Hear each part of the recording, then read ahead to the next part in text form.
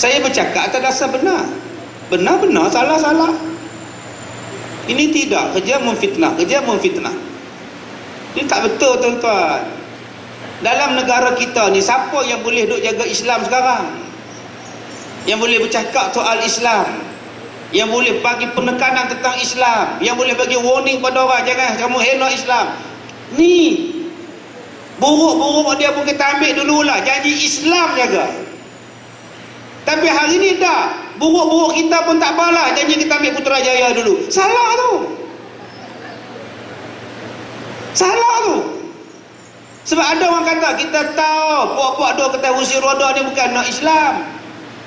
Ni hak ni apa nama ni, sekelak nama dia usuk wheelchair. Cakap pandai, tuan-tuan, punya takut orang dekat dia. Dia kata step over my dead body, dia kata. Langkah mayat aku dulu kalau nak Islam. Dia cakap. Tapi orang Islam kata, tak apa, sabar dulu, janji kita pergi Putrajaya dulu. Dia sanggup ambil orang yang bercakap liberalism, pluralism, agama adalah sama. Mereka tahu tak betul dia cakap. Boleh dia cakap, dia kata bila kita memerintah, kita mansuhkan akta lapuk, akta liwat. Dia cakap. Tapi hari ni orang kata, kita tahu dia punya background, kita tahu. Tak apalah, kita tengok Putrajaya dulu. Yang tu lebih penting. Tuan-tuan, saya cakap itu salah. Kita tahu sahabat-sahabat kita ni yang duk perintah 56 tahun ni, tuan-tuan, pun tak sempurna. Banyak cacat celah dia. Tetapi nak mempertahankan Islam, nak jaga Islam, nampaknya mereka setakat ni mereka boleh buat. Demi Islam, pegang dululah mereka ni. Sepatutnya Islam diutamakan, bukan Putrajaya diutamakan. Ini pemikiran. Letakkan Islam dulu di atas. Tak, kita letak yang tu dulu. Sekejap buat hijau, sekejap buat oranye. Apa benda ni? Sekejap hudud sampai tukar berkebajikan ni apa? Di mana konsistennya? Islam itu konsisten. Jadi ini yang minta. Sebab tu saya sebut pada tuan-tuan, saya dah buat CD saya yang bertajuk Menjawab Fitnah Terhadap Nabi SAW. Bila saya jawab, orang kata saya bercakap tanpa hujah.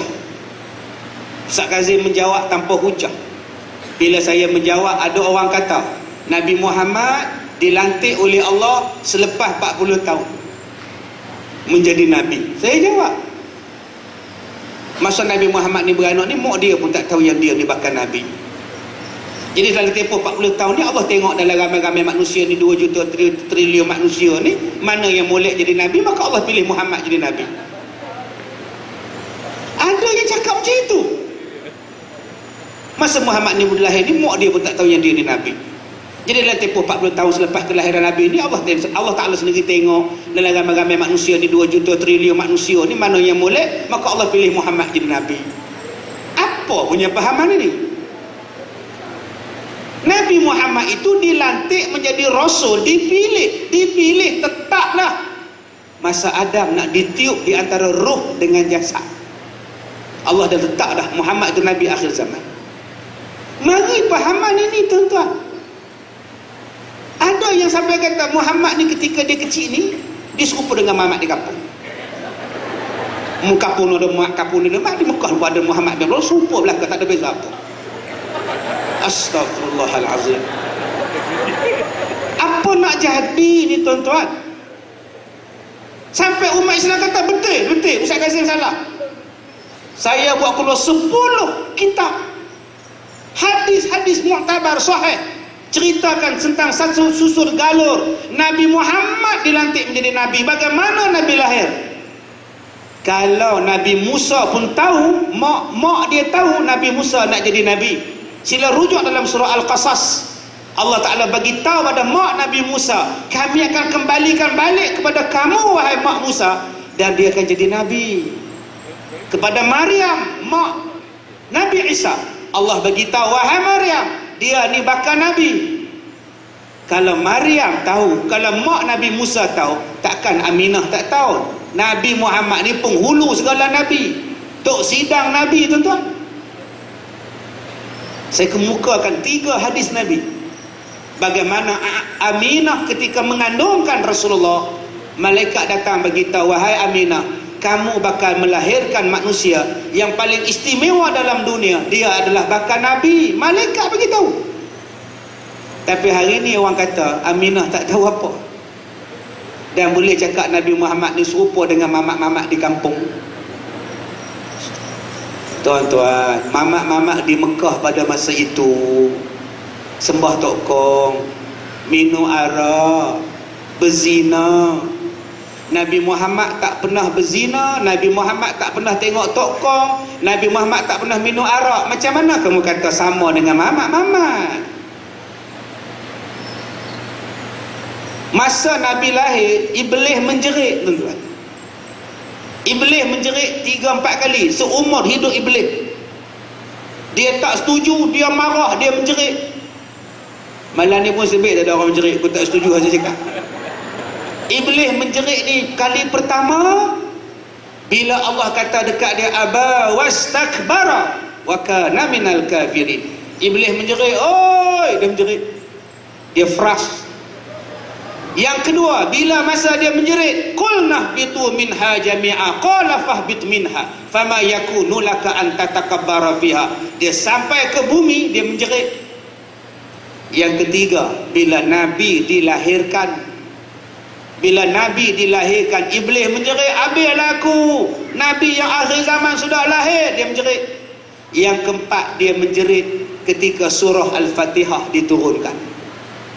Tiba-tiba hari ini ada orang kata Nabi Muhammad beranak serupa dengan manusia biasa, tak ada beza apa. Apa nak jadi ni, tuan-tuan? Inikah yang kita kata Islam? Pahaman kamu di mana? Kalau Nabi pun kamu tak hormat. Bila saya jawab, orang tibai saya, Ustaz Kazim siapa nak dibandingkan dengan dia? Saya kata, awak main kitab, kita rujuk. Kita bukan cakap tepi jalan, kita ada kitab, main kita tengok kitab. Hang kitab hang, aku kitab aku, kita tengok mana dia hadis sahih. Bercakap mesti ada dalil. Tuan-tuan, jangan duk hina sebarangan. Islam bukan dikutip di tepi jalan, tuan-tuan. Islam nu turun nu, malaikat awak mari pada kita dengan Nabi, tuan-tuan, wahyu. Tapi hari ni kita, tuan-tuan, tak kira siapa pun. Baru sat-sat pakai tudung 2 hari dah jadi ustazah ni apa ni? Adakah semudah dan semurah itu Islam? Tak perlu pergi mengaji, tak perlu tadah kitab, tak perlu tauhid, boleh pergi ceramah pada orang. Bukan saya hina, tuan-tuan, dah. Kalau betul berhijrah, kalau betul kita bertaubat, pergilah belajar, tambahkan ilmu, tadah kitab dengan guru yang muktabar, mursyid. Bukannya pi duk cakap-cakap, kita tak tahu, tuan-tuan.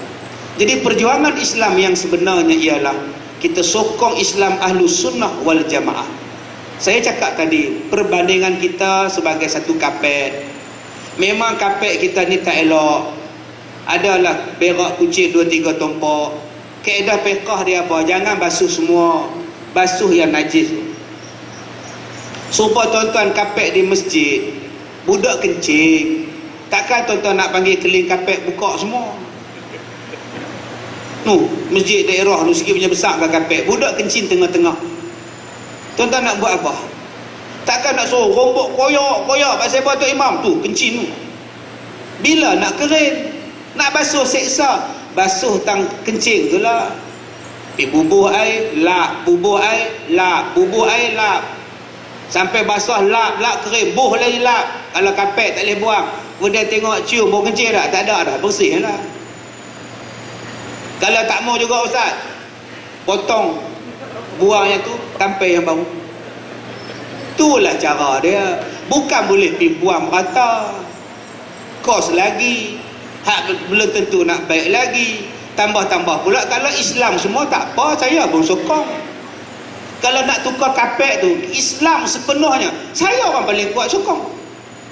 Sebab saya sangat konsisten. Mana pernah saya bercakap saya menolak hudud? Saya tak pernah cakap. Saya tetap mempertahankan Islam. Tetapi kapek yang nak dibaru ni tuan-tuan, kapek yang konon yang lebih baik daripada kapek lama ni, mereka lah yang paling kuat tentang Islam. Mereka lah yang paling kuat tentang sekolah agama Islam. Mereka lah yang paling tetap konsisten ya tuan-tuan, nak buang benda-benda yang jadi keistimewaan umat Islam. Dan lebih malang lagi tuan-tuan, yang nak masuk ni juga ada pahaman Syiah, ada pahaman Khawarij, ada pahaman LBGT, segala mak nikah nak masuk sekali. Termasuklah pahaman pluralism, agama adalah sama. Macam mana kapek tu nak jadi elok? Macam mana kita nak sujud kalau LBGT pun ada kat situ? Disokongnya LGBT disokong, lesbian, gay, ini hak mereka, kena bagi. Astaghfirullahalazim. Dengarlah tuan-tuan. Jadi CD saya yang tajuk menjawab fitnah Rasulullah tu dah siap. Tuan-tuan boleh dapatkan di luar dengan buku-buku terbaru saya. InsyaAllah cukup sekadar itu. Wallahu a'lam. Assalamualaikum warahmatullahi wabarakatuh.